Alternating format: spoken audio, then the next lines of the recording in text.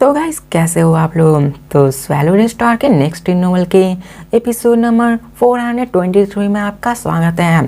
तो जैसा कि हमने पिछले एपिसोड में देखा कि लू फेंग वहाँ के मैनचेस्टर के साथ मिलने गया था, लेकिन वहाँ के एंचेस्टर लू फेंग के ह्यूमन होने के बारे में जान चुके थे। लू फेंग से कहते हैं कि ह्यूमन आखिरकार तुम अपने आप को कब तक डिस्क्यूज रखोगे।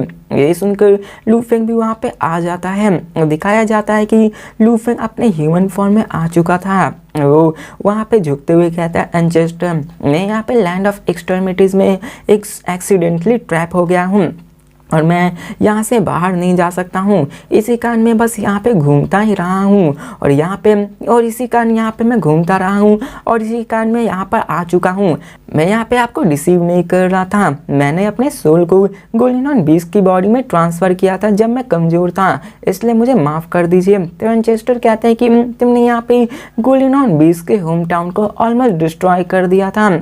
अब यहाँ पे एंचेस्टर कहते हैं कि तुम्हारा होम टाउन गोलिनॉन बीस्ट के द्वारा ऑलमोस्ट डिस्ट्रॉय कर दिया गया था। ये तो लकी था कि तुम यहाँ पे सोल ट्रांसफ़र को कंप्लीट कर पाए और यहाँ पे मुझे इतना मसला नहीं है। अब यहाँ पे एक्चुअली देखा जाए तो अंडाइंग बनने से पहले स्पेस बेस्ड अलायंस किसी के बारे में इतना नहीं सोचते हैं। अलायंस उन्हें सिर्फ गाइड ही करते हैं कि वो कैसे अंडाइंग बन सकते हैं, उससे पहले उनकी कदर नहीं करते हैं कि वो क्या कर रहे हैं, उन्हें किसने मारा। ये जानकर लू फेंग शॉक हो जाता है कि एंचेस्टर को इसके बारे में पता है। अब ह्यूमंस में ही कुछ को ही ऐसे पता था कि आखिरकार अर्थ पे हुआ क्या था गोलिनॉन बीस्ट के साथ, लेकिन आखिरकार लू फेंग सोच में पड़ जाता है कि आखिर एंचेस्टर को इसके बारे में कैसे पता चला। तो एंचेस्टर कहते हैं कि तुम्हें नहीं पता होगा कि यहाँ पर तुम किसी बाई चांस नहीं आए हुए हो, बल्कि तुम यहाँ पे अपने मास्टर के ऑर्डर पे आए हुए हो जो कि जुगोसान के हैं। तो लू फेंग हैरान हो जाता है कि क्या ये जुगोसान के हैं। तो यहाँ पे एंचेस्टर कहते हैं कि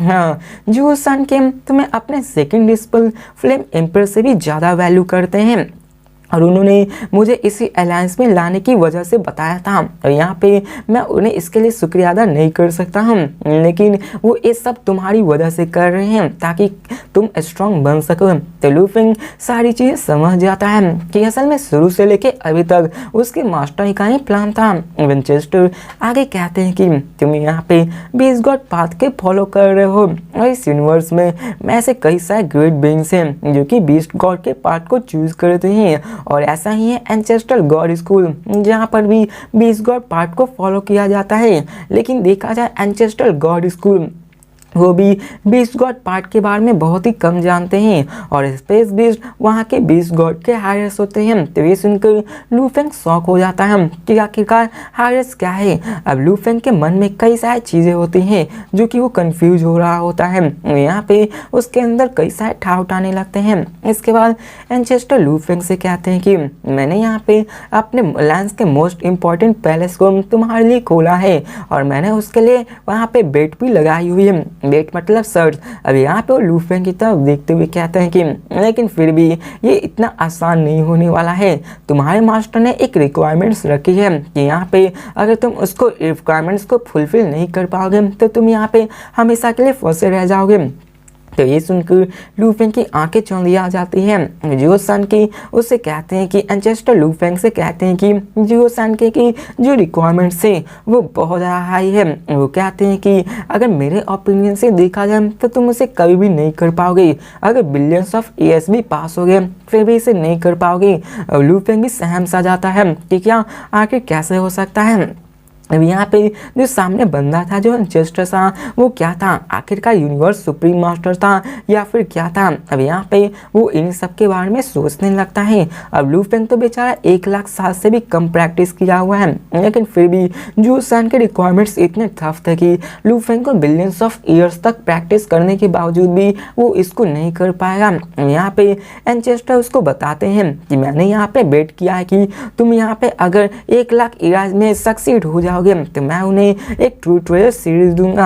अगर यहाँ पे तुम फेल हो गई तो तुम्हारे मास्टर मुझे एक पानी का ट्रू ट्रेजर देने वाले हैं। मतलब यहाँ पे ट्रेजर का सौदा होने वाला है। अगर लू फेंग जीता तो उसके मास्टर जीतेंगे, अगर लू फेंग हारा तो यहाँ पे एंचेस्टर हारेंगे। यहाँ पे वो लू फेंग की तरफ घूर कर देखते हैं और वो कहते हैं कि मैं तुम्हारी आंखों से ये पता लगा सकता हूँ कि तुम डिटरमाइंड हो और बहुत ज़्यादा कॉन्फिडेंट हो। मैं जानता हूँ कि यहाँ पे हमेशा मिरेकल्स होते रहते हैं, लेकिन फिर भी तुम्हें पता होना चाहिए कि यहाँ पे तुम्हारे मास्टर के रिक्वायरमेंट्स क्या हैं। और तुम्हें जब पता चलेगा कि तुम्हारे मास्टर के रिक्वायरमेंट्स क्या हैं तो तुम भी सोचोगे कि यहाँ पे तुम हमेशा के लिए ट्रैप हो जाने वाले हो, जब तक कि तुम यहाँ पे सेल्फ डिस्ट्रक्ट कर खुद को यहाँ से लीव नहीं कर देते। ये सुनकर तो लूफेंग भी थोड़ा सा सदमे में चल जाता है कि आखिर वो कहना क्या चाहते हैं। यहाँ पे वो आके कहते हैं चलो यहाँ पे इंतजार करो और देखो, अगर तुम यहाँ पे यूनिवर्स सुप्रीम मास्टर भी आ गए तो यहाँ पे तुम इसको नहीं बीट कर पाओगे। लूफेंग यहाँ पे इन सब के बारे में सोचने लगता है और सेकंड थॉट यहाँ पे उसके मन में ख्याल आने लगता है कि आखिरकार यहाँ पे क्या होने वाला है। अब यहाँ पे एंचेस्टर कहते जाओ, मैं बेट करता हूँ कि तुम 1,00,000 इराज में सक्सीड नहीं हो पाओगे। अब लूफेंग डिसअपीयर हो जाता है। आप लोग सोचोगे कि आखिरकार चैलेंज है क्या लूफेंग हारेगा और क्या लूफेंग जीतेगा। अब यहाँ पे चैलेंज सिंपल था। अब यहाँ पर अभी तक हमें चैलेंज के बारे में नहीं बताया गया होता है कि चैलेंज है क्या, लेकिन आगे हमको पता चलेगा। और फिर हमें लूफेंग को दिखाया जाता है जो कि किसी और जगह में आ चुका था।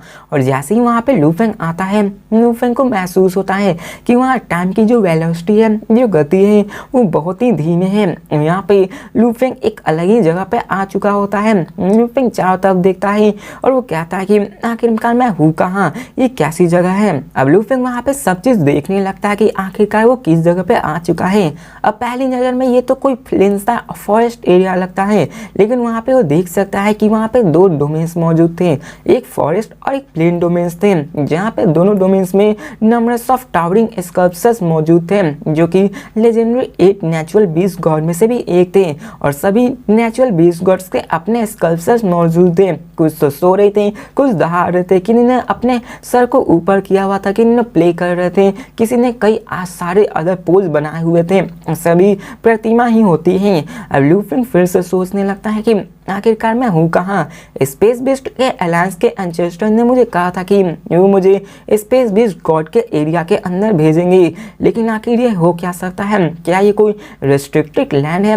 लेकिन तभी लूफेंग को वहाँ पे सरप्राइज हो जाता है कि यहाँ पर टाइम वेलोसिटी तो बहुत ही अलग है। लूफेंग अपने आप के ओरिजिनल अर्थलिंग बॉडी को अपने कॉन्शियसनेस से कनेक्ट करता है और उसे तभी रियलाइज हो जाता है कि यहाँ पर का जो टाइम डिफरेंस है वो बहुत बड़ा है। यहाँ की टाइम गैप बहुत ही ज़्यादा है और इस मैग्नीट्यूड के कारण लूफेंग बहुत ही शॉक में चला जाता है। हमें बताया जाता है कि यहाँ पे प्राइमरी रीजन में अगर 1 सेकंड पास होगा तो यहाँ पे लूफेंग का इस जगह पे 1,81 सेकंड पास हो जाएगा। मतलब ये हुआ कि यहाँ पे टाइम वेलोसिटी 1:10,081 था। अब यहाँ पे कहीं पे 1,81 लिखा हुआ था, लेकिन आगे चल के हमें दिखाया जाता है कि वो सिर्फ 10,081 होता है। यहाँ पे लूफेंग को भी विश्वास नहीं होता कि आखिर ये कैसे मुमकिन है, आखिरकार टाइम का वेलोसिटी इतना ज़्यादा कैसे हो सकता है कि यहाँ ओरिजिनल यूनिवर्स में 1 सेकंड भी था, लेकिन यहाँ पर 10,081 सेकंड तक मुझे लिविंग, मतलब यहाँ पे टाइम वेलोसिटी बहुत ही गैप है। आप 10,081 सेकंड तक अपने आप को लिव कर सकते हैं। और यहाँ पे लूफेंग अनुमान लगा लेता है कि अगर यहाँ पे 10,000 साल को बिताएगा तो यहाँ पे प्राइमरी यूनिवर्स में सिर्फ और सिर्फ 1 साल बीतेंगे। और यहाँ देखा जाए तो लूफेंग परचेस कर सकता था टाइम प्लेस, वो भी ह्यूमन रेस में, लेकिन वहाँ की जो टाइम वेलोसिटी थी वो 1:10 थी और यहाँ पर तो 1:10,081 होती है, जो कि बहुत ज़्यादा होती है। अब लूफेंग इन सब के बारे में सोचने लगता है कि आखिरकार ये टाइम कितना है, और यहाँ पर ये टाइम लूफेंग के लिए बहुत ही ज़्यादा होता है। लेकिन तभी वहाँ पे एक एल्डरली वॉइस उस पेड़ प्लेस में गूंज उठती है जो कहती है लूफेंग अपने सर को घुमा के पीछे देखता है, जहाँ पे तभी बालों के बीच से एक बड़ा सा सर आता है जो कि होता है कोई और नहीं, एंचेस्टर। अब लूफेंग यहाँ पे हेस्टेटली एंचेस्टर से पूछता है एंचेस्टर। अब एंचेस्टर कहते हैं कि ये मेरी दूसरी बॉडी है जो कि यहाँ पे मौजूद है। तो ये सुनकर लूफेंग भी हैरान हो जाता है, यहाँ पर उनकी ये दूसरी बॉडी है। अब पहली बॉडी यहाँ पे उसकी दूसरी यूनिवर्स में मौजूद थी। अब लूफेंग को यहाँ पे बहुत कुछ सीखने को मिला होता है। यहाँ पे हमें दिखाया जाता है एंचेस्टर को, जो आगे कहते हैं कि तुम अभी यहाँ पे यूनिवर्स के मिडल में हो जो कि बीस्ट गॉड सेक्टर में है, और ये पहले स्पेशली बीस्ट गॉड को ट्रेन करने के लिए होता है। तो ये सुनकर लू फेंग भी समझ नहीं पाता कि आखिरकार ये 20 गॉड सेक्टर है क्या। अब यहाँ पे वो आगे समझाते हुए कहते हैं कि असल में ये स्पेस बिस्ट एलायंस का रेस्ट्रिक्टेड एरिया है, यहाँ तक कि स्पेस बिस्ट एलायंस के जीनियसेस को मौका नहीं मिलता है यहाँ पे आने का, लेकिन तुम्हारे टीचर सिटिंग माउंटेन गेज तुम्हें यहाँ पे आना चाहते थे, इसी कारण उन्होंने मुझसे ये बेट लगाया कि तुम यहाँ पे 1 लाख सेंचुरी में ये नहीं कर पाओगे। देखा जाए तो 1 ईयर इन 1 सेंचुरी, मतलब यहाँ पे 1 सेंचुरी लू फेंग यहाँ बिताएगा तो वहाँ पे 10,000 सेंचुरी पास हो चुके होंगे।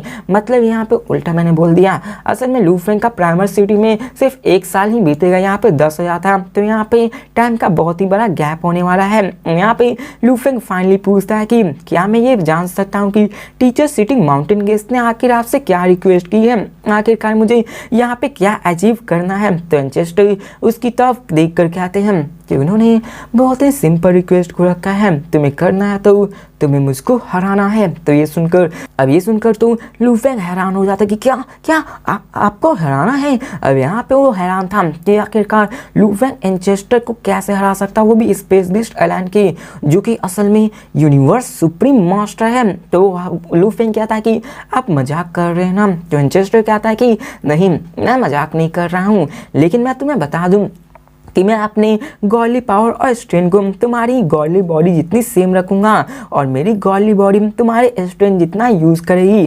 तुम्हें करना है तो क्या, बस मुझे हराना है, तब तुम यहाँ से बाहर जा सकते हो। लेकिन लू फेंग को दिखाया जाता है जो कहता कि आखिर ये कैसे मुमकिन है, आप यूनिवर्स सुप्रीम मास्टर हैं, आपके टेक्निक्स और मेथड इस वर्ल्ड से भी परे हैं, यहाँ तक कि यूनिवर्स मास्टर भी अपना पूरा जोर लगा दे फिर भी वो आपको नहीं हरा पाएंगे। मेरी बात तो अलग ही है। तो यहाँ पे यूनिवर्स मास्टर, तो हमें वहाँ एंचेस्टर को दिखाया जाता है जहाँ पे वो कहते हैं हाँ मैं ये जानता हूँ, लेकिन तुम्हें ये करना होगा। लेकिन यहाँ पे देखा जाए तो वहाँ पे ऐसे कई सारे यूनिवर्स सुप्रीम मास्टर हैं जो कि ऐसा कर सकते हैं। अब देखा जाए तो ये मेरी मेन बॉडी नहीं है और इसी को तुम्हें हराना है। अब लू फेंग कहता है कि तो क्या मुझे आपको हराने के लिए एक यूनिवर्स सुप्रीम मास्टर बनना होगा, और वो कहता है इम्पॉसिबल, ये तो नामुमकिन है। अब यहाँ पे लू फेंग जितना भी कॉन्फिडेंट क्यों ना हो जाए, वो ये दावा नहीं कर सकता था कि वो 1 लाख सालों में ही यूनिवर्स सुप्रीम मास्टर बन जाएगा, और उसने कभी भी एक्सपेक्ट नहीं किया था कि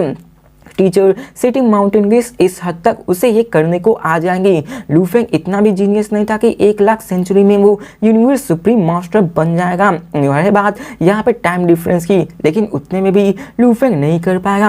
लेकिन लू फेंग को चिंतित देखकर एंचेस्टर कहते हैं चिंता मत करो, तुम्हारे टीचर ने तुम्हें थोड़ा सा होप दिया है, और वो स्माइल करने लगते हैं। लू फेंग कर भी क्या सकता है, लेकिन बाद में एंचेस्टर कहते हैं कि यहाँ पे जब तुम अनडाइंग लेवल के रहोगे तो यहाँ पे तुम सिर्फ एक पाइनिकल टेक्निक ऑफ यूनिवर्स मास्टर को स्टैंडर्ड यूज कर सकते हो, और जब तुम यूनिवर्स नाइट लेवल के आओगे तो मैं वहाँ पे अपनी ultimate technique universe master standard में यूज़ करूँगा। मतलब ये हुआ कि लू फेंग अभी अनडाइंग है तो वो अभी अपने पाइनिकल टेक्निक जो कि यूनिवर्स मास्टर के टेक्निक में से आती है उसे यूज़ करेंगे। लू फेंग यहाँ पे रहे यूनिवर्स नाइट को ब्रेक थ्रू कर गया तो वो यहाँ पे अपने यूनिवर्स मास्टर के सबसे अल्टीमेट टेक्निक को यूज़ करेंगे ताकि वो लू फेंग का सामना कर सके। जिसके बाद वो आगे कहते हैं कि अगर तुम अनडाइंग हो या फिर यूनिवर्स या फिर यूनिवर्स मास्टर, मेरी गॉडली बॉडी हमेशा तुम्हारी गॉडली बॉडी की सेम होगी। मैं तुम्हारे लॉ कॉम्प्रिहेंशन के जितना ही अपने आप को अकॉर्डिंग एक्ट करूंगा, जितने ज़्यादा तुम्हारे टेक्निक इंक्रीज होंगे उतना ही ज़्यादा मुझे हराना मुश्किल हो जाएगा। लू फेंग शॉक हो चुका था कि आखिरकार वो एक पाइनिकल यूनिवर्स मास्टर के टेक्निक को कैसे बना सकता है। अब एंचेस्टर आगे कहते हैं कि ऑफ कोर्स पाइनिकल टेक्निक, यहाँ पे पाइनिकल टेक्निक है जो कि अल्टीमेट टेक्निक के क्लोज होता है। लेकिन लू फेंग तो यहाँ पे निराशा में जा चुका था कि यहाँ पर आखिर वो कैसे हरा पाएगा। यहाँ पे उसे हराने के बारे में सोचने लगता है और वो कहता है कि मैं तो सिर्फ एक अनडाइंग बीइंग हूँ, आखिरकार मैं अनडाइंग बीइंग में रह के एक यूनिवर्स मास्टर को अल्टीमेट टेक्निक कैसे क्रिएट कर सकता हूँ, ये तो मजाक है ना। यहाँ पे अगर एंचेस्टर को हराना था तो लू फेंग को असल में एक अल्टीमेट टेक्निक बनानी होगी, वो भी यूनिवर्स मास्टर के लेवल की। मतलब ये हुआ कि जब सेक्टर आर में लू फेंग था तो उसने भी अल्टीमेट टेक्निक बनाई थी जो कि अनडाइंग लेवल की थी। लेकिन अभी लू फेंग को एंचेस्टर को हराना है तो उसके लिए यूनिवर्स मास्टर के लेवल की अल्टीमेट टेक्निक लू फेंग को बनानी होगी, और ये अनडाइंग में कर पाना ये तो लू फेंग के लिए भी नामुमकिन लग रहा था। अब यहाँ पे लू फेंग ब्रेक थ्रू भी क्यों ना कर लिया, वो यूनिवर्स नाइट क्यों ना बन गया, जिसके बाद एंचेस्टर वहाँ पे अपने मोस्ट पावरफुल अल्टीमेट टेक्निक को यूज़ करेंगे और ऐसा होते रहा तो यहाँ पे हो सकता है कि प्राइमर के उस सिटी लीडर भी उसे ना हरा पाए। लू फेंग इन्हीं सोच में डूब जाता है कि आखिर वो कैसे हराएगा। यहाँ पे ऐसी बात होने लगती है। अब यहाँ पे एंचेस्टर को दिखाया जाता है जो कि स्माइल करते हुए कंटिन्यू करते हुए कहते हैं कि इसी कारण तो मैंने भी ये सोचा कि तुम कभी भी इसमें सक्सीड नहीं हो पाओगे।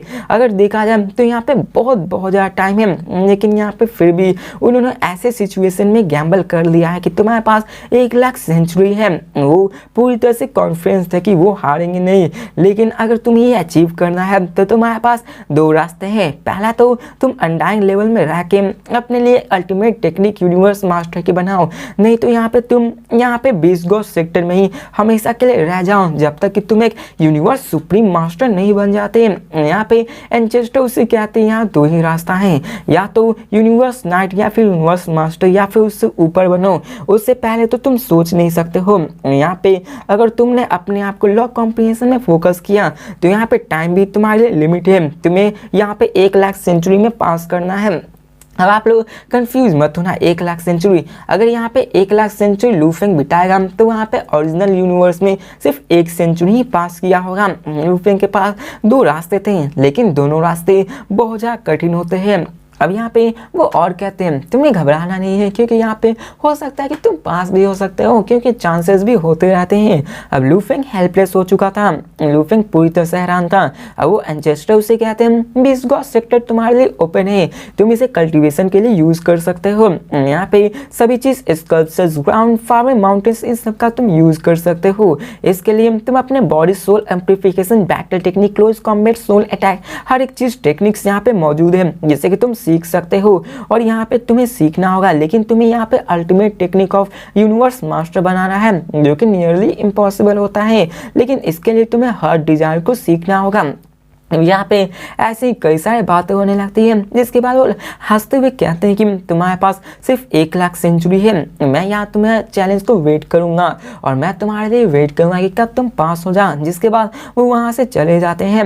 लू फेंग वहाँ पे रहता है और लू फेंग सोचने लगता है कि मास्टर जू सन कैन ने यहाँ पे बहुत ही बड़ा प्राइस लगाया है कि मुझे एंचेस्टर को बीट करना है। आखिरकार ये कैसे हो सकता है, आखिरकार लू फेंग एक यूनिवर्स मास्टर लेवल की अल्टीमेट टेक्निक को कैसे बना सकता है, और ये सब लू फेंग सोचने लगता है। अब लू फेंग की जो कॉम्प्रिहेंशन थी वो बहुत ही लो थी, जो कि सिर्फ यूनिवर्स नाइट लेवल की लो थी, और अगर लू फेंग को ऐसी टेक्निक बनानी है तो उसे अपनी लॉ कॉम्प्रिहेंशन बहुत ही बढ़ानी होगी। अगर लू फेंग यहाँ पे 20 कॉस्ट कंसेप्शन को भी यूज क्यों ना कर ली तो भी वो बहुत ही नीचे होती है। लू फेंग इन सब के बारे में सोचने लगता है। अब यहाँ पे बहुत सारी बकवास है, क्योंकि लू फेंग ट्रेनिंग ही करने वाला है, तो यहाँ पे मैं कुछ पार्टों को स्किप करूंगा जो कि ऐसे ही फालतू की होगी।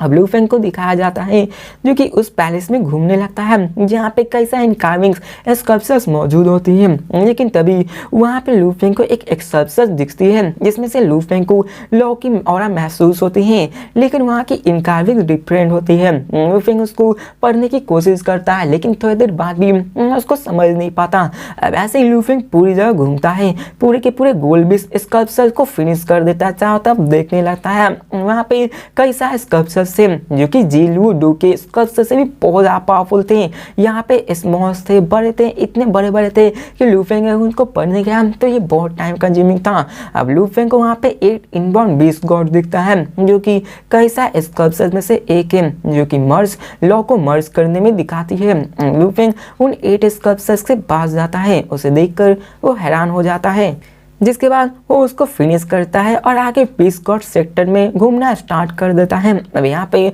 बहुत सारी बकवास होती है, फिर से मैं स्किप करता हूँ। आगे चलते करते लू फेंग को कई सारी चीज़ें दिखाई देती हैं, जैसे कि यहाँ पे कई सारी टेक्निक्स थी जो कि कई सारे जनरेशन के द्वारा छोड़ी गई थी। उनमें से कई तो यूनिवर्स मास्टर लेवल के अल्टीमेट टेक्निक्स जैसे थी, लेकिन उसकी बात करें तो उनमें से कुछ थे वहाँ पे close combat weapons using, spiritual force weapon, illusion के बारे में थी, और एम्प्लीफिकेशन में लूफिंग कहता है कि मेरी सोल एम्प्लीफिकेशन टेक्निक अभी 32 टाइम्स की है। गोल्डन वन बीस की एम्प्लीफिकेशन टाइप की जाती हैं, लेकिन एलिमेंट्री टेक्निक्स 30 टाइम्स से लिमिट होती हैं और एम्प्लीफिकेशन लिमिट्स की और भी बढ़ाया जा सकता है, जो 80 से 100 तक जा सकती हैं। अब लूफिंग उन सबको और भी पढ़ने लगता है। यहाँ पे लूफिंग को समझ में आ जाता है इन सबको देखकर कि ये बीस गॉड सेक्टर तो बहुत ही अच्छा है, क्योंकि यहाँ बहुत सारी टेक्निक्स थी, लेकिन लूफिंग को यहाँ पे निराशा ही मिलती है। लूफिंग को समझ नहीं आ रहा होता है कि इन लैंड ऑफ एल्यूस में रहकर भी आखिरकार वो ऐसी अल्टीमेट टेक्निक को कैसे बना सकता है, और वहाँ पे यहाँ पे रियलाइज करने लगता है और वो उन सारे कई सारे टेक्निक्स को पढ़ना शुरू कर देता है। और लूफिंग को वहाँ पे एक एक्सेप्शनल स्कल्पचर दिखता है, जो कि असल में बीस गॉड स्कल्पचर होता है। लूफिंग वहाँ पे उन सबको पढ़ने लगता है। वो सोचने लगता है कि मास्टर जुओकेन, आप शायद यहाँ पे अपने पाइनिकल ट्रू ट्रेजर को खोज सकते हैं। लेकिन तभी लूफिंग को थोड़ा सा एहसास होता है। वो सोचने लगता है कि रुको, आखिरकार एंचेस्टर इनक्रेडिबल है, जो सिनकान इतना भी स्टूपिड नहीं है। वो जानते हैं कि मैं क्या कर सकता हूँ। अगर वो कॉन्फिडेंट है मेरे बारे में कि मैं लाइकली सक्सीड हो जाऊँगा, तो आखिर मैं हो जाऊँगा। लेकिन क्वेश्चन है कि कैसे, आखिर मैं सक्सीड कैसे हो सकता हूँ। और वो सोचने लगता है इसी के बारे में। दिखाया जाता है कि 3 दिन बीत जाते हैं। लूफिंग को समझ में नहीं आता कि आखिर करना क्या चाहिए, और वो सोचने लगता है कि क्या यहाँ पे 1 लाख इराज मुझे मिला है, क्या यहाँ पे इंतजार करना सही है। अब 1 लाख ईरा देखा जाए तो वो टोटल में बिलियंस ऑफ ईयर्स के बराबर थी। लूफिंग कहता है कि मुझे इतनी जल्दबाजी नहीं करनी चाहिए, बिलियंस ऑफ ईयर्स बहुत ज़्यादा है। लूफिंग बिलियंस ऑफ ईयर्स इस यूनिवर्स में बिता देगा तो असल यूनिवर्स में सिर्फ 1 लाख ईराज ही बीते होंगे। यहाँ पे लूफिंग कहता है कि पहले मुझे अपने 9 वैल्यू मैनुअल्स को प्रैक्टिस करना होगा, जिसके बाद वो अपने आप को प्रैक्टिस करने में ढाल देता है। वो पहले 9 वैल्यू मैनुअल्स को प्रैक्टिस करना शुरू कर देता है, जिसके बाद वो गोल्ड हॉर्न बीस्ट को अपने परफेक्ट जीन लेवल को अचीव करने पे लगा देता है। लूफिंग कहता है कि लास्ट टाइम मैंने अपने आई एम द यूनिवर्स को अपने 9 रिमोट ओशन के बॉडी में अचीव कर लिया था, लेकिन यही सेम मुझे गोल्डन हॉर्न बीस्ट में भी अचीव करना होगा। और यहाँ पे ये इनहेरिटेंट टेक्निक होती है। लूफिंग यहाँ पे ये सब करने लगता है। अब लूफिंग कहता है कि इसमें मुझे 1 लाख इराज की क्या जरूरत है, मुझे तो बस 10-100 साल ही काफी है मुझे इस I am the universe technique को सीखने के लिए। जिसके बाद लूफिंग प्रैक्टिस करना शुरू कर देता है अपने गोल्डन हॉर्न बीस्ट को परफेक्ट जीन लेवल तक ले जाने के लिए। जब तक लूफिंग अपने गोल्डन हॉर्न बीस्ट को परफेक्ट जीन लेवल तक नहीं ले जाता, वो आई एम द यूनिवर्स नाम की इनहेरिटेंट टेक्निक को नहीं परफॉर्म कर सकता है। अब ऐसे ही वो अपने आप को डिवोट कर देता है और दिखाया जाता है कि लूफिंग अपने गोल्डन हॉर्न बीस्ट के सभी body parts, tail, claws, wings, back, head, सब में डेंटेन ब्लड क्विवर क्रिस्टल यहाँ पे अप्लाई करने लगता है। सभी में अपने बॉडी पार्ट्स में उसको प्रैक्टिस करने लगता है। इसके बाद गोल्डन हॉर्न बीस्ट की जो लाइफ जीन होती है वो 7,000, 8,000, 9,000, 9,500 ऐसे ही जाने लगती है। वहाँ पे लूफिंग ने ऑलमोस्ट 7 वॉल्यूम को कंप्लीट कर लिया होता है और इवेंचुअली यहाँ पे 62 ईयर्स पास हो चुके होते हैं और लूफिंग को ये सब टाइम लग जाता है। अब देखा जाए तो परफेक्ट लिमिट भी होती है रिमोट ओशन की, जिसने परफेक्ट लाइफ जीन्स को यहाँ पे पास कर लिया था जब उसने अपने परफेक्ट लाइफ को किया था। लेकिन लूफिंग ने अपने गोल्डन हॉर्न बीस्ट को भी परफेक्ट लाइफ जीन्स पे कर लिया होता है। लेकिन दिखाया जाता है कि इतना करने के बावजूद भी वहाँ पे कुछ भी फर्क नहीं होता। लूफिंग 1 सेकेंड 2 मिनट ऐसे ही इंतजार करते रहता है। 5 मिनट गुजर जाते हैं लेकिन कुछ भी चेंज नहीं हो जाता और यहाँ पे लूफिंग हैरान हो जाता है कि गोल्डन हॉर्न बीस्ट तो अपने परफेक्ट जीन लेवल पे आ चुका है, लेकिन क्यों आखिर ऐसा कुछ नहीं हुआ।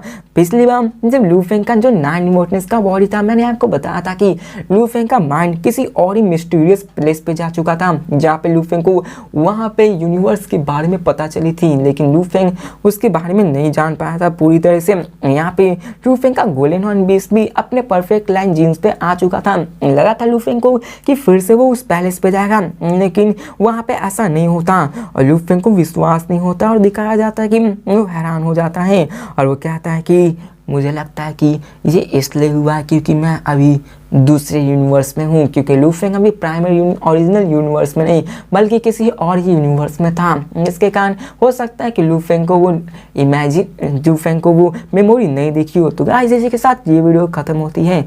मिलते हैं नेक्स्ट वीडियो में और देखते हैं कि आगे लूफिंग के साथ क्या होता है। क्या लूफिंग एंचेस्टर को हरा पाता है या फिर हरा पाता है तो कैसे।